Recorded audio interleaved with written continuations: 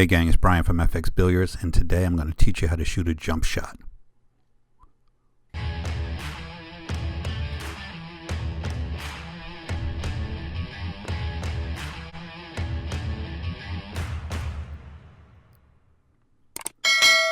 Before we go too far, make sure you subscribe, by the way.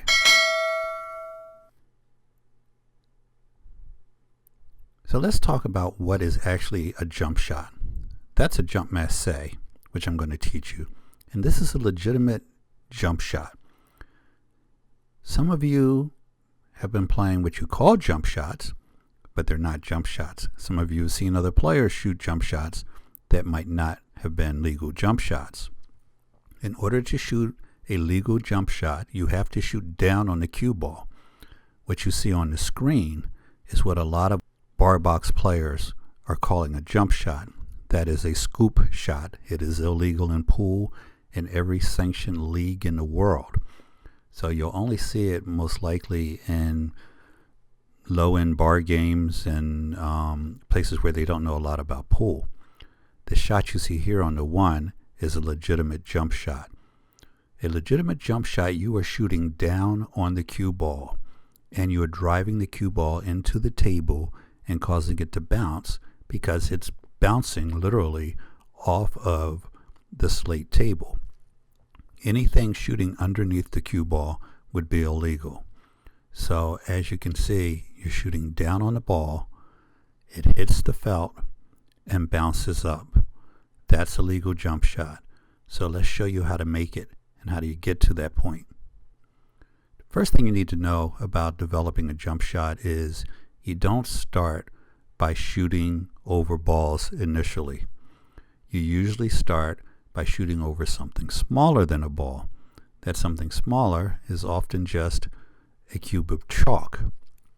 So let's look at the angle that you're going to be using when you shoot your jump shot, and then we'll get to how you work your way up to shooting over balls and shooting over balls at distance. I want you once again to see the angle that you're shooting on this ball. Now this angle changes depending on how far away the cue ball needs to travel, how close the other balls are to you, and a number of different factors. But generally, the jump shots that you're going to take, especially as a beginner, are going to be with this current distance where you're looking at 6 to 8 inches, and you're going to be striking the cue ball at, let's call it the 10 o'clock mark. And you can see you're going to have an open bridge, and you're going to have to commit to this shot. The committing part is the hardest part for most players. You are going to be driving that cue as if you're trying to go right through that ball and into the table, and you will leave marks on the table. If you're shooting on your own table, or anyone's table for that matter, you should be using a jump cloth. Now, I don't need to use a jump cloth on my table because it's my table. Any hot marks I put on it, I'm responsible for. But while you're learning this shot, you may want to use a break cloth. A break cloth is just a thin piece of material, usually a sample of the felt that you have on your table, that you're going to be putting the cue ball on to develop your shot. I will warn you that shooting off a break cloth is a lot easier than shooting off of a playing cloth. What you see on the screen is a drill that I'm going to be teaching you later, where you shoot jump shots over object balls and into a side pocket. This will help you develop your accuracy when shooting your jump shots. But a couple things I want you to pay attention to in this slow motion video. One is how loose a grip I have on the cue. The other is the angle that I'm striking down on the cue ball with, and the follow through that goes along with that. Some of you might have noticed that I'm using a very short cue. This is a Lucasi hybrid jump cue.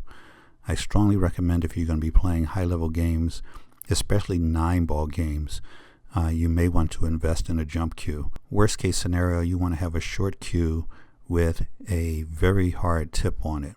Most jump cues are going to come with a phenolic tip because you're spending a lot of time driving that cue into the cue ball and forcing it in the air, and a hard phenolic tip is going to make that a lot easier. Also, the lighter cue is going to make the execution of the shot much easier, as the lighter cue will get out of the way of the cue ball.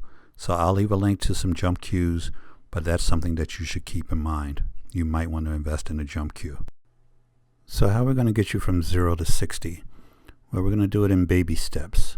First thing I want you to do is take a cube of chalk, which is a little bit less than half the size of a cue ball, and you're going to work on jumping that one cube of chalk. When you can clear that cube of chalk, what you're going to do is now try to jump 2 cubes of chalk.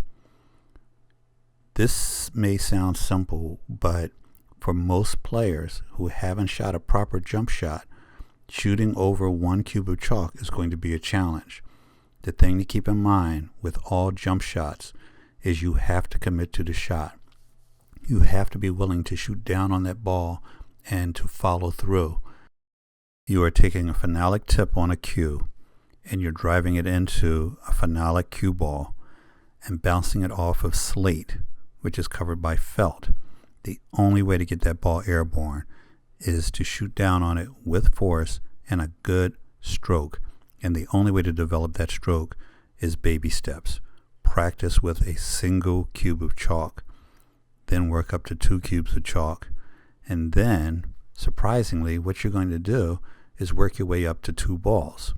Now, this might sound strange, but when you shoot between 2 balls, it is actually lower than the 2 cubes of chalk. So when the 2 balls are together and you shoot between them, that's actually a very common jump shot, and it's a good way to practice.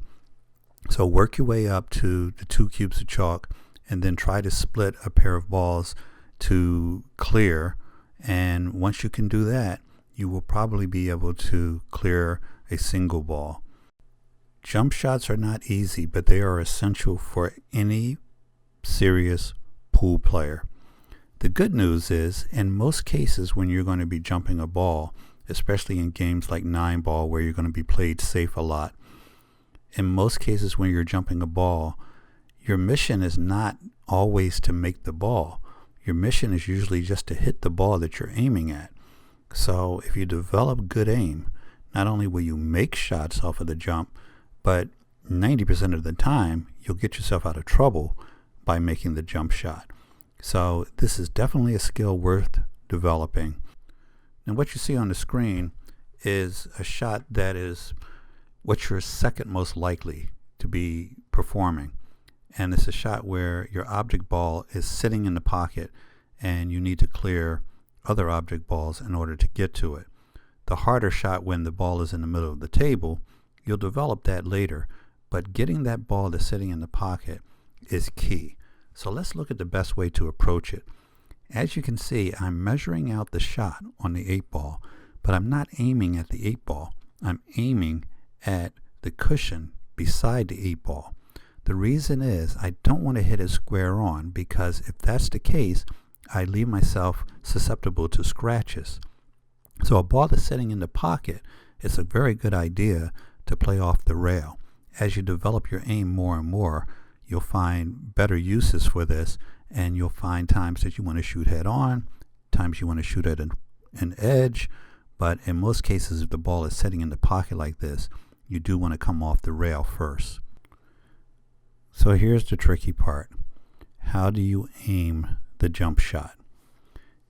If you look closely in the video, what I'm doing is I'm pretending I have to shoot it straight, and then I pull the cue back and I get in the position of my strike point.